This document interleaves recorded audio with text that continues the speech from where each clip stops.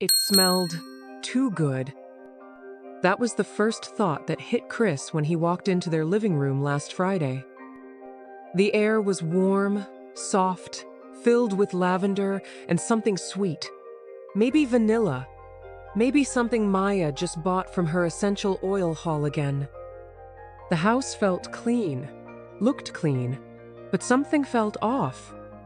Chris didn't say anything. He just dropped his bag, kicked off his sneakers, and stared at the shelf full of candles, diffusers, incense, spray chaff used, some still burning. Then he sighed. Have you ever walked into a place that smelled amazing, but instead of feeling calm, you felt stuck? Like the money in your life got quiet. Your ideas got slow. And your energy, your actual, real energy, felt like it got pulled into a thick, invisible curtain. That's not random. It's a classic Feng Shui mistake. Scents are energy carriers, and when you use the wrong ones in the wrong places or worse, use too much, you're not just making your house smell good. You're suffocating your cash flow. You're jamming your luck. You're telling energy to stay out without even realizing it. If this kind of wisdom speaks to you, thank you for being here. Feel free to hit like, subscribe, or even drop a comment below. It helps YouTube know you're part of this quiet, mindful shift. Today we're walking through 5 everyday scent mistakes that quietly block money flow, disturb Feng Shui balance, and mess with the vibe of your entire space. It's time to stop over-scenting your home and start sensing what your energy actually needs. And you'll want to stay till the end because one of these common mistakes might be sitting right now on your meditation shelf, looking totally innocent and silently killing your wealth flow. Let's begin. I used to think lavender was my reset button. Whenever things felt heavy, whenever I couldn't focus, whenever my brain felt like a browser with 32 tabs open, I lit lavender. A candle on the shelf. Spray on the pillow. A few drops in the diffuser right by the door. It made the house smell good. Calm, soft. Like I had my life together. But over time, that calm started turning into something else. Not peace. More like a fog I couldn't name. Last week, I came home from a walk. It was one of those hot Texas afternoons where the air feels too close to your skin. I opened the door, stepped into the living room, and boom. The scent hit me. Again. Lavender, still burning, still there. It should have felt nice. But instead, it felt like the room had no pulse. Everything looked fine. Nothing out of place. But the moment I stepped in, I felt slow. Muted. Like someone hit pause on my energy and forgot to press play again. I sat down on the couch, laptop in hand. Opened my inbox. Scrolled a bit. Clicked on a client email. Then closed it. I zoned out. Not the kind of zoning out where you're tired. The kind where your brain just folds in. Taylor's voice came from somewhere. Faint, like background noise. I replied. Probably said I was fine. I wasn't. And that was the first time I knew I couldn't fake it anymore. But deep down I knew. This wasn't tired. This was something else. You see, in Feng Shui, lavender is yin. Very yin. It cools the space, slows it down, grounds emotions. It's great for bedrooms, for winding down, for grief, for trauma recovery. But in a living room? In a shared space where energy needs to circulate, ideas need to rise, money needs to move? It's like putting a weighted blanket on your bank account. It comforts while it compresses. And that compression? It shows up. I hadn't booked a new client in weeks. Missed 2 follow-up calls. Lost momentum without any big reason. And every time I lit that candle, I told myself, "You're just trying to feel better." But the truth is, I wasn't feeling better. I was just feeling less. Less drive. Less urgency. Less me. It wasn't just the scent. It was how often I used it. Where I used it. And why I kept going back to it even when it stopped helping. I thought lavender was giving me space to breathe. But it was giving me excuses to pause. Over and over. And when Maya walked in that night and said, "Chris, why does the house feel like a sleepy podcast?" I finally laughed. But it wasn't just funny. She was right. The whole space had gone from healing to stuck, muted, energetically dead. So I did something small. Didn't light the candle that night. Opened the windows. Let the air in. Just air. No scent, no fix, no ritual. And weirdly, I felt awake. It wasn't dramatic. No sudden burst of clarity. But it was the first time in weeks I sat in my own home and didn't feel like I was sinking into the floorboards. The next morning, I didn't spray the pillow. Didn't light anything. I just got up, made coffee, opened my inbox, and actually answered people.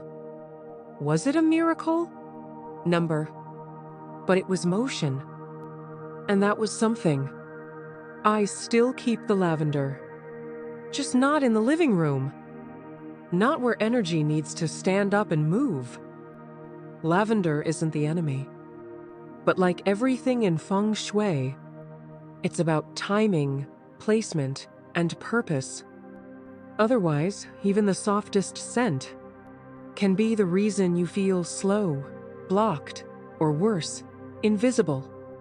3 days later, Taylor walked past my desk, sniffed the air, and said, "Wait, no lavender today? Who even are you?" I just grinned. Still me. Just slightly more vertical. I used to hate the smell of tension. You know that weird mix of dust, old coffee, and something you can't name? That's what my childhood house always smelled like. Especially on days when my parents weren't speaking. The air would go still. No yelling, no banging. Just still. And I'd walk from room to room trying to find somewhere that didn't feel heavy. But the heaviness wasn't in the room. It was in the space between people. That space you pretend not to notice. So yeah, maybe that's where it started. My obsession with scent. Fast forward. Now I live with Chris and Taylor in a house that's nothing like that. No fights, no weird tension. Just 3 adults trying their best. But some days, the quiet still gets to me. The kind of quiet that doesn't mean peace. Just means no one's saying what they're actually feeling. And that's when I reach for the oils. Eucalyptus, vanilla, citrus, sage. Not because the house smells bad. It doesn't. But because I need to fill the air with something. So I don't have to fill it with what I'm thinking. In Feng Shui, we talk about flow. Scent is part of that. It rides the air, nudges energy to move.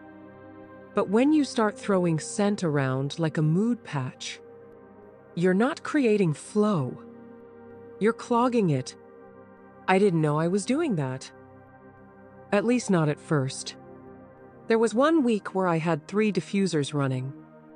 Bedroom, kitchen, bathroom. I'd wake up and rotate oils like I was DJing a spa playlist.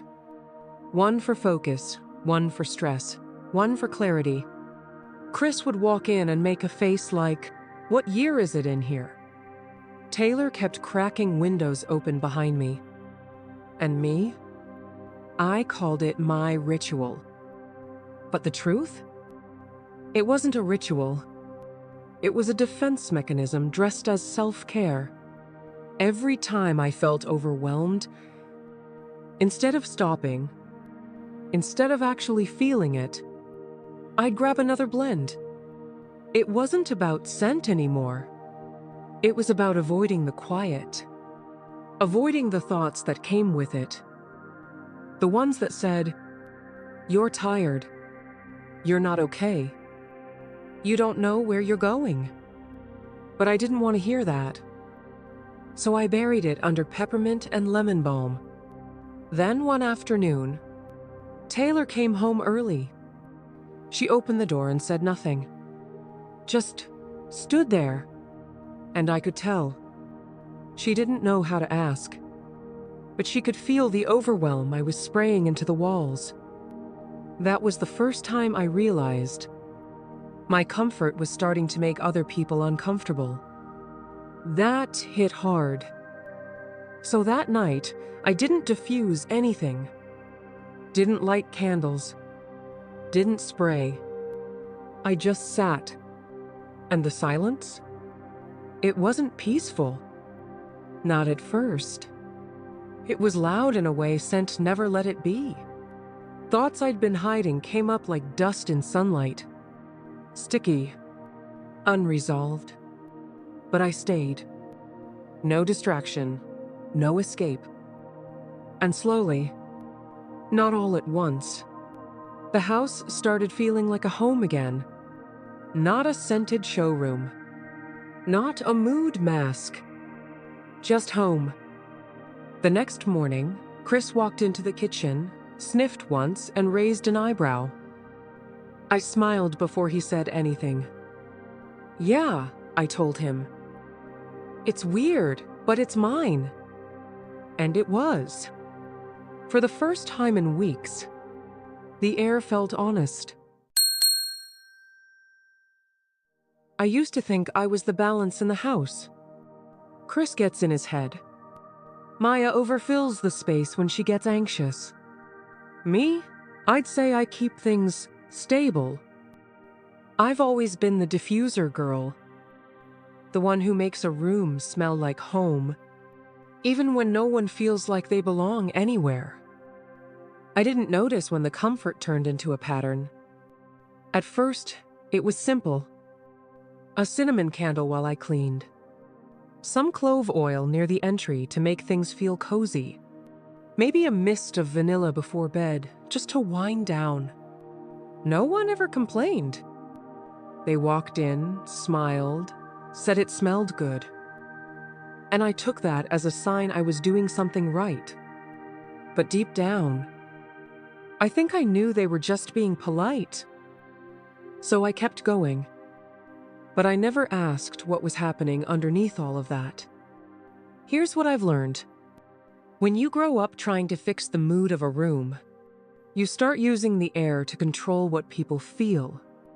And you don't even know you're doing it. There was this time in college. I shared a dorm with a girl who cried every night after her calls with her mom. She never said anything about it. Just wiped her face and went straight to sleep. So I started lighting candles before she got back. Linen, rain, warm cotton. Anything that would make it feel less like we were both waiting for something to break. It helped, I think. But that was the first time I used scent. Not for comfort, but to protect someone from what I couldn't fix. And I never stopped. Now, in this house, I do it all the time. I walk through the hallway, and if the air feels stale, I don't ask why. I just reach for the oils. If the vibe feels off, like someone just had a thought they didn't say out loud, I plug something in. If I hear the silence stretch too long, candle.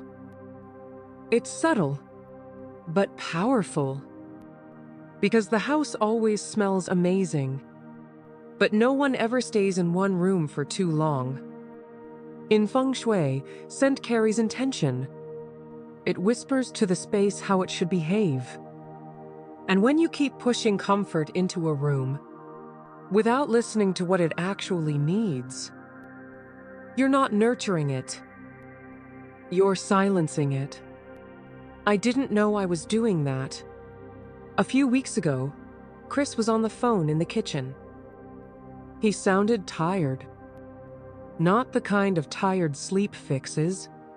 The kind where your brain's been grinding and your body's catching up. I wanted to help. So I lit the cinnamon sugar candle. It's warm, familiar. He likes it. Or used to. I left it there, didn't say anything. 10 minutes later, he moved into the living room. Said the kitchen was a bit much. And I knew. I wasn't soothing anyone. I was smothering the energy he needed to feel clear. To reset. To even breathe. I started watching more closely after that. Maya, who usually hangs out by the entry in the afternoons, started spending more time on the porch. Taylor. I was always managing atmosphere, but no one else looked like they felt at home in it. That hit deeper than I wanted to admit, because maybe the cinnamon, the vanilla, the oils, they weren't just comfort. They were a wall. A way to keep things nice. So I didn't have to feel things that weren't. So I didn't have to ask questions like, why does it feel tense right now? Why is no one talking? Why do I feel disconnected in a space I made perfect? The next day, I turned everything off. No diffuser. No spray. No wax melt. Just the house. Us. Whatever we brought into the space, it was weird. It felt raw. I kept wanting to reach for something to fill the quiet, but I didn't. And slowly, the quiet turned into clarity. Not feel-good clarity, but real. If this kind of clarity speaks to you, feel free to like, subscribe, or share your thoughts below. It tells YouTube you're part of this shift and helps others find their way back to honest energy too. Later that night, Maya walked in and wrinkled her nose. "It smells empty," she said. I nodded. "Finally," I replied, because sometimes empty is what makes room for flow. I didn't know when I started disappearing. It wasn't dramatic. No slammed doors. No breakdown. Just a slow slide. I'd walk into a room and realize I didn't know what to do with myself in it. Not because I was busy, but because it already felt full. Full of good energy. Nice smells. Soft light. But not of me. At first, I thought I was imagining it. The way my stuff got moved slightly to the side. The way the diffuser was always on before I even woke up. The way the playlist changed.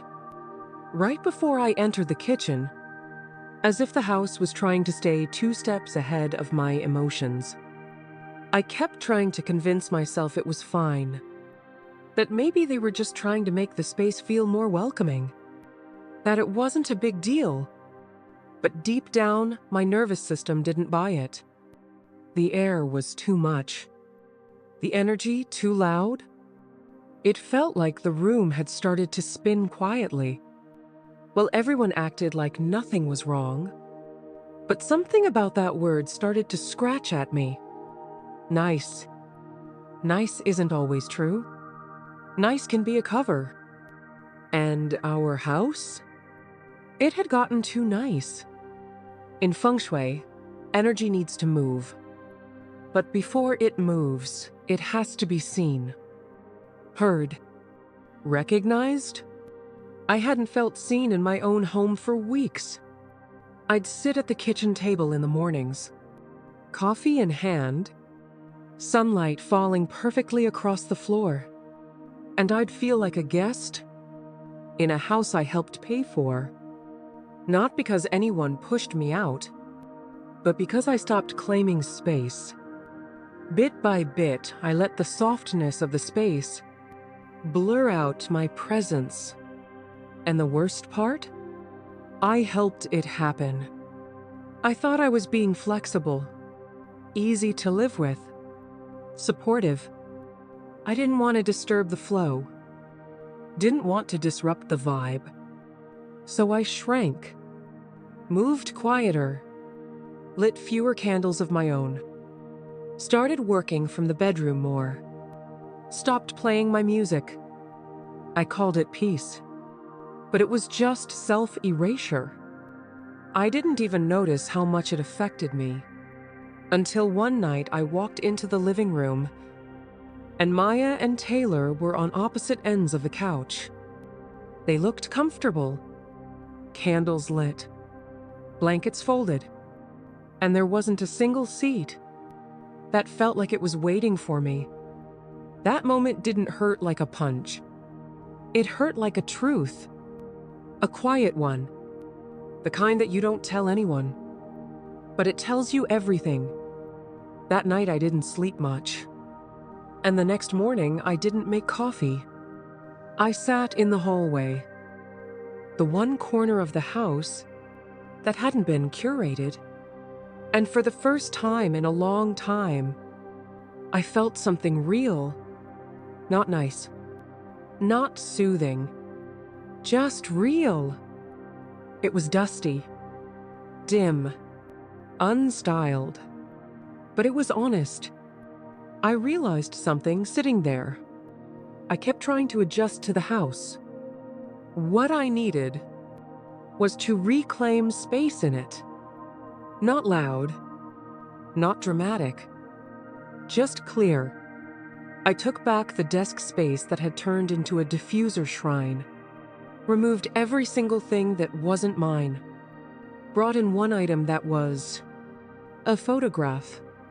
Me and my dad, taken in a space that wasn't beautiful, but felt alive. I didn't light a candle, didn't play a track, didn't ask for permission. I just sat there, and the house finally felt like it noticed me again.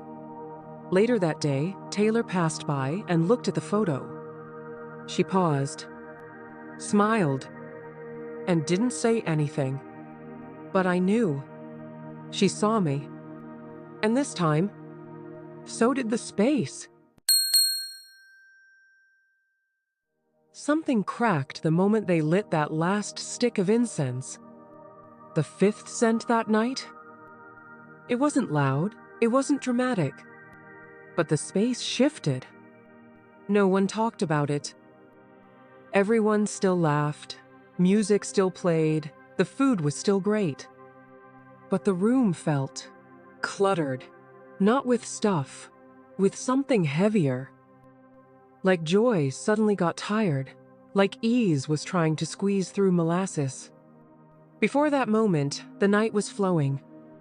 Cassie's diffuser was on with sweet orange oil. Michael had that candle going in the kitchen, something woodsy. Sam brought over a new lavender spray she swore by and sprayed the hallway. The incense came from Taylor's purse cedar and myrrh, deep and sacred. Then at the last minute, someone added patchouli, just because it feels grounding. That was when everything tipped. There's a threshold. Scents aren't just smells. They're vibrations. Each scent sends a frequency into the air. Stack too many, and you create chaos, a cloud of mismatched messages the space can't decode. It's like throwing 5 conversations into one tiny room and expecting calm. The energy doesn't get to settle, it doesn't get to breathe. Instead of flow, you get friction. Instead of harmony, you get pressure. In Feng Shui, This kind of pressure collapses your luck. It turns a welcoming space into a foggy one, where money doesn't want to stay, where clarity hides, where people start to feel off without knowing why. Cassie noticed it first. She walked into her bedroom after everyone left and felt something thick in the air. She'd left the door open all night, and now even her bedsheets smelled like burnt herbs and syrupy oils. Not relaxing, not clean. She opened the windows, turned on the fan, but the mood lingered. It wasn't just the smell. It was the fact that she couldn't hear herself think. Like her own space had lost its voice. Too many messages in the air, and none of them belonged to her anymore. The next day, they all texted the same thing without realizing it. Last night was fun, but I feel kind of drained today. Woke up weird. Anyone else got a headache? Cassie pulled out her Feng Shui journal, the one she hadn't opened in months. There was a line she once scribbled from an old book. When the air speaks too much, the energy forgets how to listen. She sat still and started to notice it. The energy was loud, not with sound, but with too much. Too much oil, too much memory, too much trying. Even her intentions had been overpowered. She started cleaning, but this time it wasn't about the surfaces. She cleared the air, one scent at a time. She opened a window in every room, placed bowls of salt in the corners, and let silence do the work. By the third hour, it felt like her space exhaled.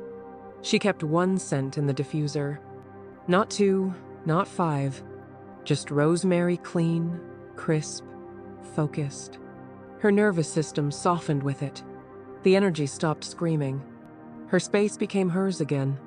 Sometimes, it's not what you add that makes a space powerful. It's what you subtract. And in Feng Shui, overscenting is a form of energetic noise. It steals your money flow by confusing your intentions. You're not attracting wealth. You're suffocating it. Keep it simple. Let the air hold one message at a time. That's how energy lands. That's how luck listens. That's how clarity comes home. And maybe, just maybe, your wallet will feel it too.